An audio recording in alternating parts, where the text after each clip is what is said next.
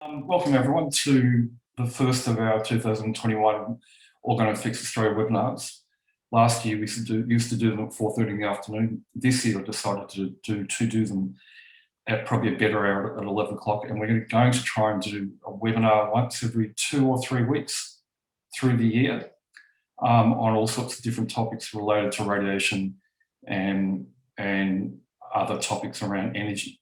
So today's webinar is revisiting 5G. The reason for this is that even though we've done a few webinars last year and some blogs on 5G, the inquiry rate as to what's going on with 5G is still through the roof. It's amazing the amount of inquiries I get every day about this tower here and that tower there, and where are the 5G streetlights going in and things like that.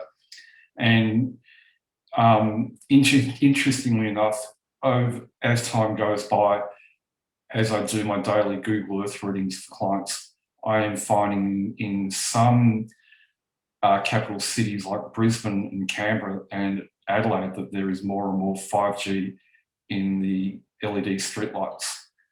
So let's go over the two different types of 5G that we have at the moment and give it some clarity, because, as I've said before, the telcos really were very, very vague with the whole thing. They may have had their reasons for that, but it was extremely vague, has been extremely vague, and the public haven't really known what's really going on. So we'll talk about the 5G in the streetlights. That's the dangerous type of 5G, and that's where in every LED streetlight that's installed, they have a microcell antenna. And the problem with that is that they're all very, very close together. When they install the LED streetlight microcell antennas, they actually go into an entire suburb and deck out the whole suburb. And so, for example, when I look at Google Earth, I'm reading Google Earth, certain phases or ways of looking at Google Earth, it will show me a whole suburb, and suburbs are delineated by major roads.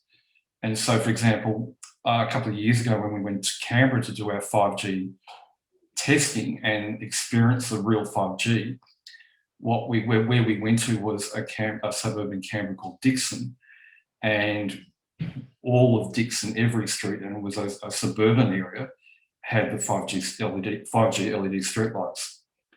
So the problem with the streetlights is that they do create a huge amount of radiation, and most people think it actually goes through the air from the actual streetlight antenna itself. You do get a charge through the air. It may only extend out 4 or 5 meters around the actual streetlight. The rest of it is the millimeter wave. But the real danger with the 5G LED streetlights is that they create what they call a geoelectric current or charge through the ground. And when you get that occurring, you also get a radiation charge that comes up out of the ground to about 1.5 meters. That's outside. When it gets to inside, as in inside any building, that building is fully engulfed in radiation charge because of the geoelectric charge going through the ground. That's not to say that a lot of buildings, say in the Dixon area, especially the commercial area where we did our testing, it already would have had a geoelectric charge through the ground and been fully engulfed in radiation, because all commercial buildings are like that. So in a sense, the people who may have been working in that shopping centre area when they put the 5G in probably didn't feel much of a change in the energy in the air, because what they were in already was as bad as 5G. This is something I've been saying for a while. There's this talk that 5G is a big, bad, nasty thing. It's a new thing we've never seen on the planet, and we haven't experienced radiation like that before. That's total rubbish. Geoelectric charge going through the ground, which 5G causes, which is in the streetlights, if any commercial building has it, any industrial building has it, any, let's say you're operating a clinic or a small business from a home, it will have the geoelectric charge through it. If you're living in a rental property where there's been a previous tenant that's had a big bargain or a big issue with the landlord, and if there's been a lot of emotional pain body charge around that, you are also going to get geoelectric charge through the house, and the house falling off the radiation charge. I actually had a consult earlier this week with a woman in Queensland where she had exactly that, and the energy in the house felt as though someone had died on the land. And if you get a death on the property, you get the geoelectric charge too. But when we worked it out, it wasn't because of the death, it was a previous occupant's grievings with the landlord at the time. Okay, another thing that the geoelectric charge through the ground, which the 5G in the streetlights creates, is geoelectric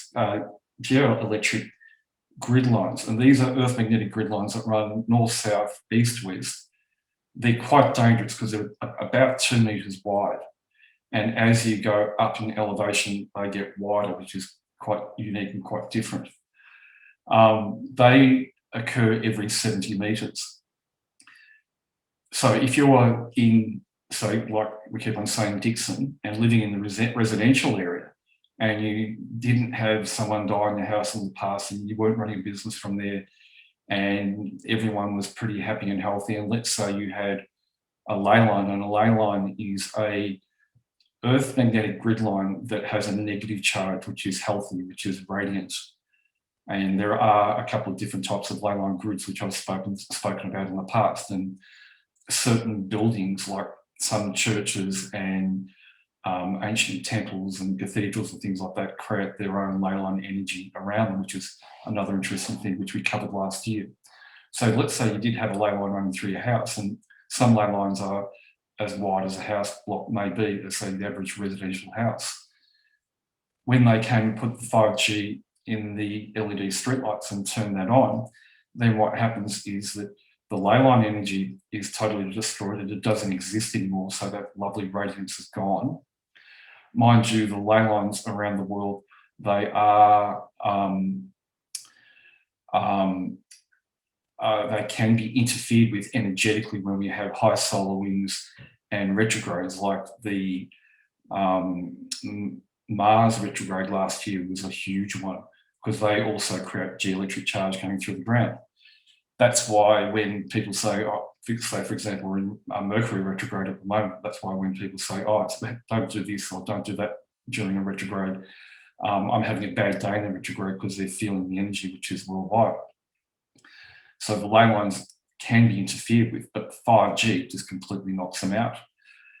Even buildings that have a natural radiance, like, as I've mentioned before, churches. While we're in Canberra, we didn't go visiting a church, but we passed a church which should have had a beautiful radiance to it, and it was completely taken out because of the 5G streetlights set up in that area.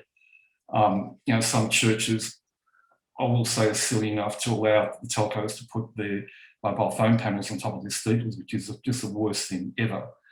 And those who are running those churches should be really aware of what they're doing energetically to their beautiful, pristine building.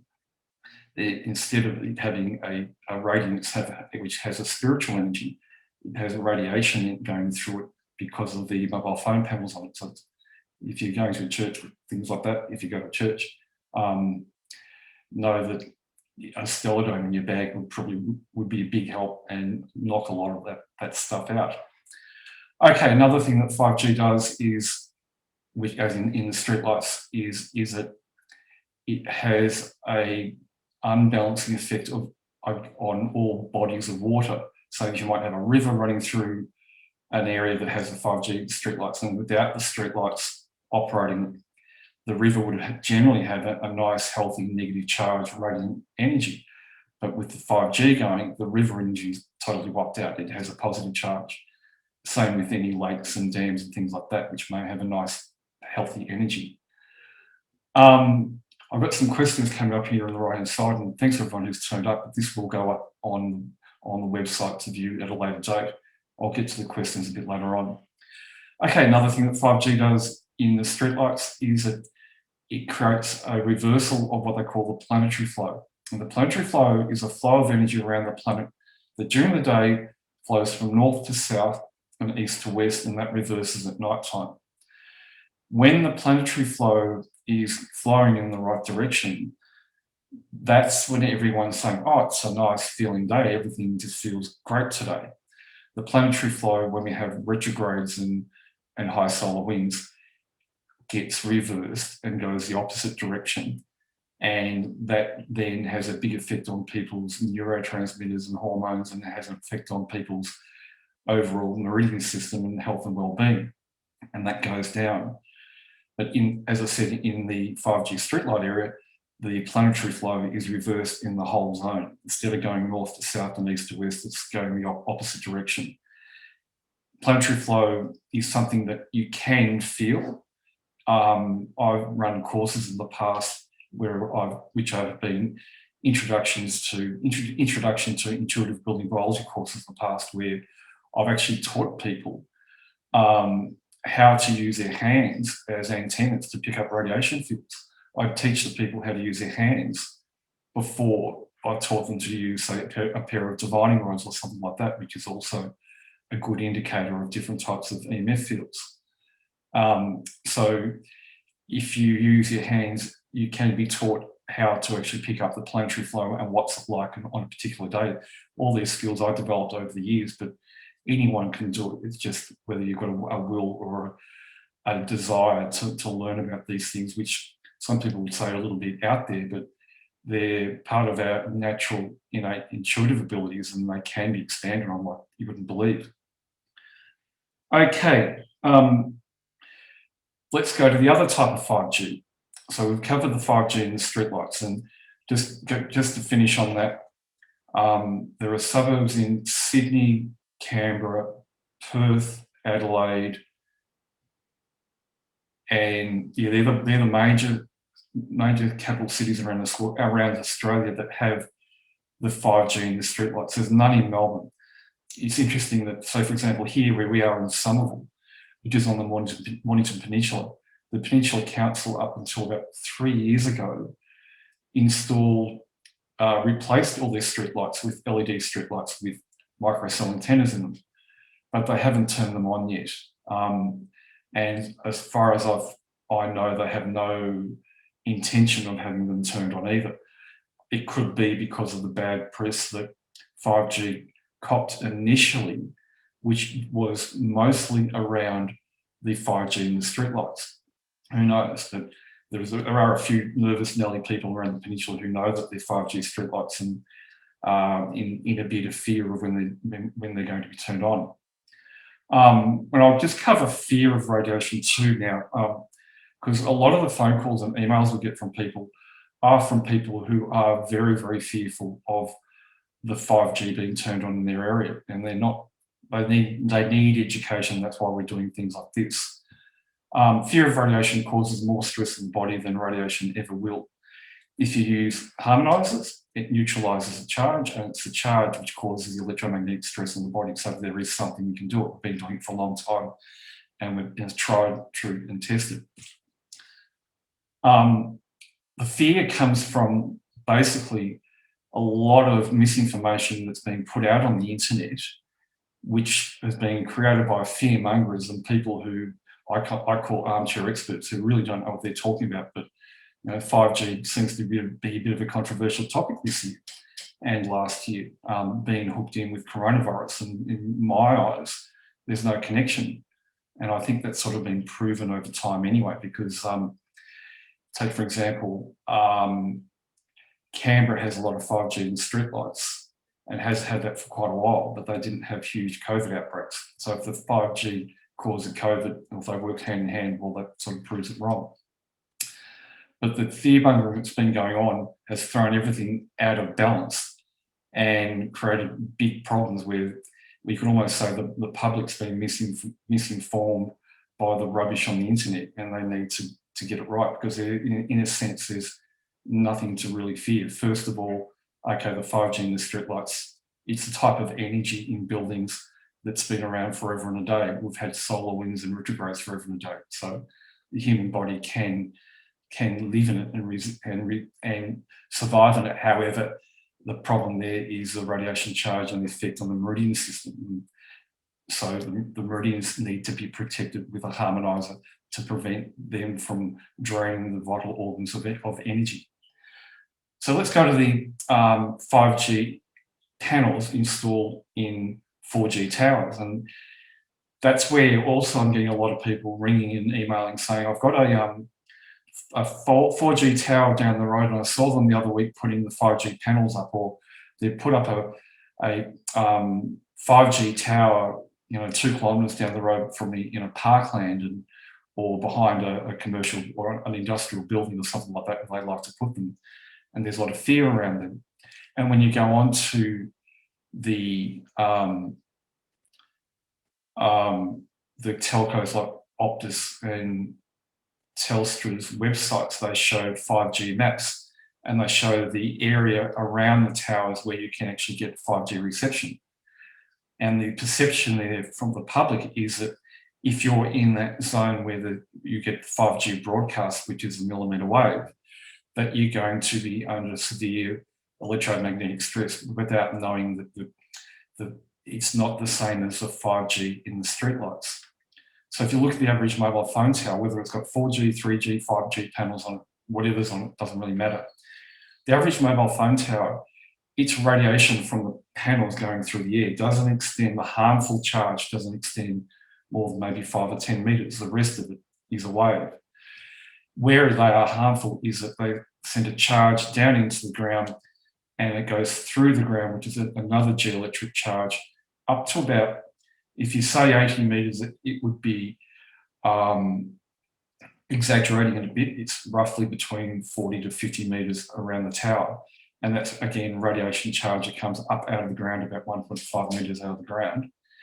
And if you put a building within that zone, then the building is going to be full of charge, similar to being in a 5G streetlight scenario. But if you're more than 50 to 80 metres away from that tower, if you're outside of that, you don't have the geoelectric charge. Although if you are in a commercial building with a 5G or 4G panels on the roof, the commercial building would have had its own geoelectric charge, and the panels on the roof would have also created a charge totally engulfing the building, no matter how high it is. So that has to be really clarified and made clear to people, especially the ones who are reading things on the internet which just really aren't true. So what I'm also really saying is that, and this is a big thing to say, but if the millimetre wave, which was what all the so-called scientists and armchair experts on the internet are saying is a harmful component, then if the 5G towers are broadcasting a millimetre wave out to a kilometre beyond the tower, and the tower's radiation charge is only harmful to 50 to 80 metres, that's really saying that the millimetre wave is harmless, which is an interesting one. I've been challenged on that before, but a lot of people don't understand that there's a difference between a charge field caused by a source of radiation, say a Wi-Fi router, which is only a metre and a half around it, from a mobile phone tower up to 80 metres. High voltage power lines in Australia, there's a standard, I know in Victoria, we're not allowed to build these days within 80 metres of high voltage power lines. In other states, I've seen high voltage power lines built directly over the top of houses. But the high voltage power lines also create a geoelectric charge coming out of the ground only to 80 metres either side. I've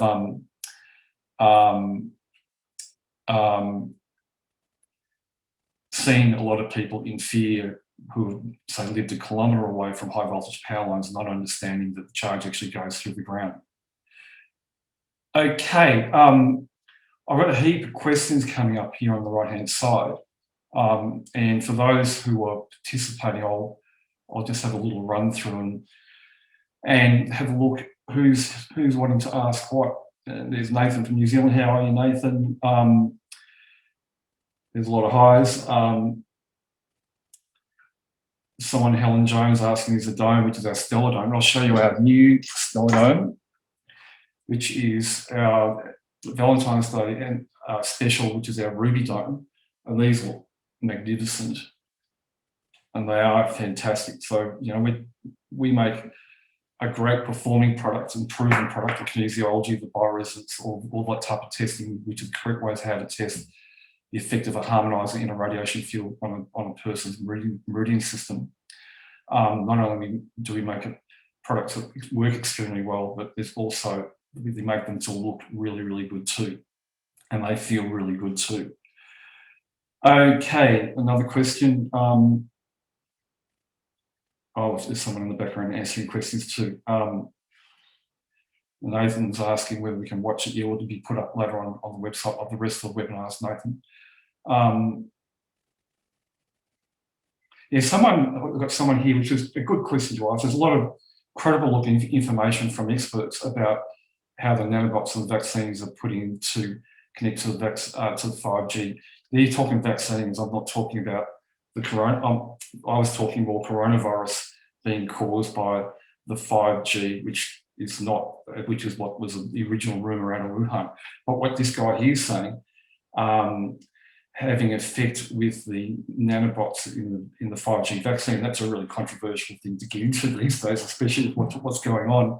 However, I have got a really good 1.5 hour video, which I need to view, which explores that by an expert, which I haven't had a chance to look at, but I will be over the weekend. So even though it's not really related, that's a really good one to actually bring up.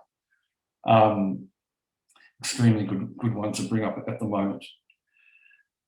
Okay.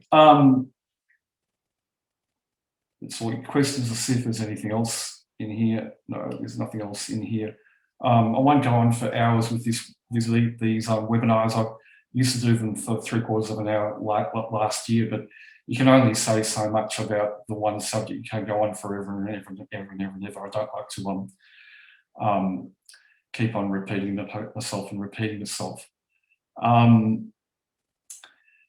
With the 5G and the streetlights, I've got a funny feeling, because we haven't got any in Melbourne. I'm just wondering in the background. I've got a funny feeling that maybe the telcos have looked at the bad press with the streetlights and realised, hang on, maybe we shouldn't be pushing this. Maybe we should be listening and just going with the towers.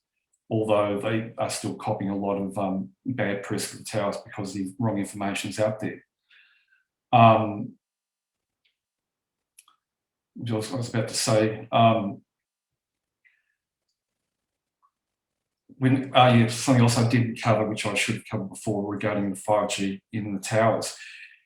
What was interesting when I first spoke to Optus and Telstra a couple of years ago about the 5G in the towers was that it would be for mobile phone use only, and you wouldn't be able to use it for 5G home broadband.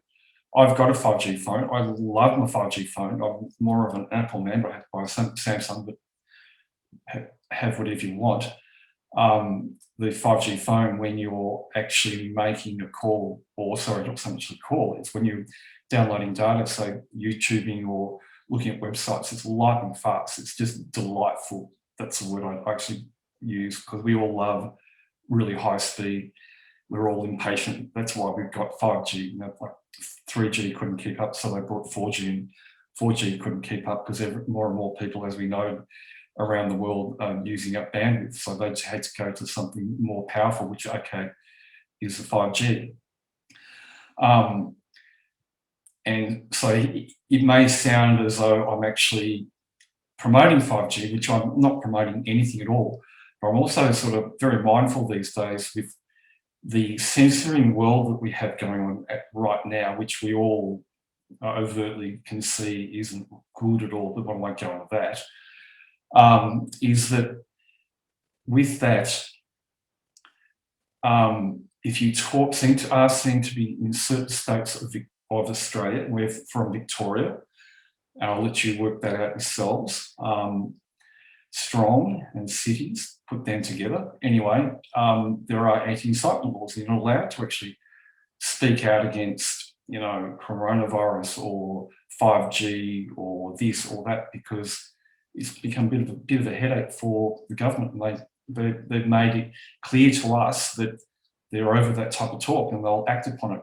I know for a fact that one of my competitors had a lot of very nasty 5G rubbish all over a website, which wasn't very good at all and was misinforming the public. And a certain government federal authority made her take down all of the 5G references. That was because that person was trying to be a fearmonger to incite people to buy a product, whereas you can't do that. I try not to be a fearmonger. Tell it as it is. Make sure that people get the right information without walking away going, what if I'm scared of, and creating fear and anxiety. And if you create a lot of fear and anxiety, so for example, if you went home to your house and had a meltdown around the so-called 5G or something happening in your area because you didn't understand it, your emotional pain body charge could create a geoelectric charge through the ground, because your emotional pain body charge, when we're emotionally upset and having meltdowns and things like that, our energy becomes, or our bodies become, radiation emitters, and they create an imprint which creates a geoelectric charge through the ground in your property. And then your whole building, the whole house will be filled with radiation. So that's where I'm coming from with the fear thing. Be in equanimity, be relaxed and calm all the time. Don't go down the rabbit hole of the fear of radiation, because we make great solutions and it's not the worst things. It's not the worst thing in the world. I've got another question come up.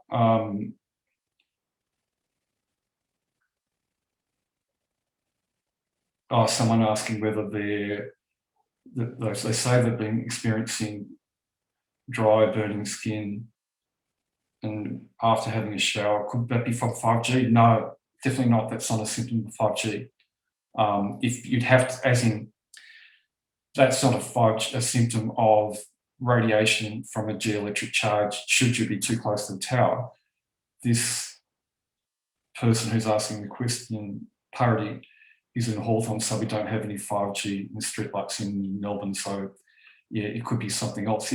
Parody, if you want to email me after this and give me your address, I'll do a Google Earth reading for you, just to help you try and work out what could be going on in the house. So I'll leave it at that for today. We'll have another one in a couple of weeks' time. We have had a change with the website too, where in the last couple of months we've now got something where you pay $50 for the Google Earth readings. You do get that credited back to you if you buy a product after that. So the whole idea of the $50 was, even though I don't mind doing the readings, I'm happy to do them. Actually, extremely happy just to be able to sit down and read properties for people all day long. It just gave the reading some value, because to be able to do or get an intuitive reading on your property with Google Earth is actually quite a unique thing. There aren't many people around the world who do it, and my style of doing it really is a way of showing or explaining to people the different types of bigger picture radiation issues that we could encounter, like geoelectric charge from people dying, or 5G, or earth magnetic grid lines, or fissures, which are really dangerous, which are water veins at the same time. They're the things in our houses that we have to be aware of. They're the bigger radiation fields are the ones that cause the most amount of electromagnetic stress in the body. Okay, great. Thanks very much for everyone for turning up. It was a good turn up for today. It seems obvious that 11 in the morning is better than 4:30 in the afternoon. I used to call that beer o'clock, but I never had a beer while I was doing a webinar. Always my wife Leanne was sitting in the background with a glass of champagne. So at 11 o'clock in the day is too early for a glass of champagne. And so we'll leave it at that, and we'll see you in a couple of weeks' time. Thanks very much.